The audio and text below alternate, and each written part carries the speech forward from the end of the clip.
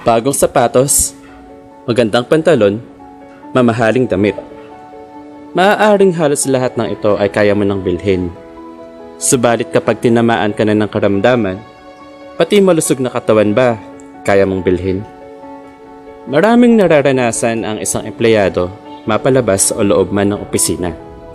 Maraming pinaglalaanan ng oras, panahon, at atensyon kung kaya't madalang na ring pagtuunan ng pansin ang sariling pangangailangan.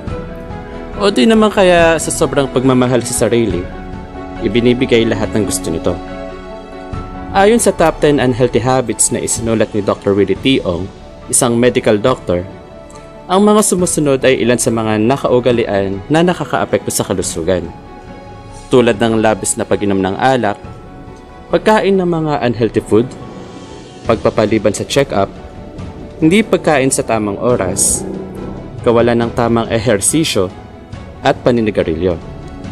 Lahat ng ito kadalasan nagdudulot ng sakit sa atay, ulcer, oral cancer, sakit sa puso, diabetes, high blood, obesity, HIV, prostate cancer, at sakit sa bato. Hindi rin may iwasan na maapektuhan ang trabaho. Dahil sa hindi maayos na pangangatawan, nagdudulot ito ng madalas na pagliban sa trabaho. O kaya nababawasan ang pagiging produktibo at minsan paiba-iba ng mood. Lahat ay pwede pero hindi lahat dapat. May mga bagay na dapat bawasan. May mga bagay na dapat dagdagan.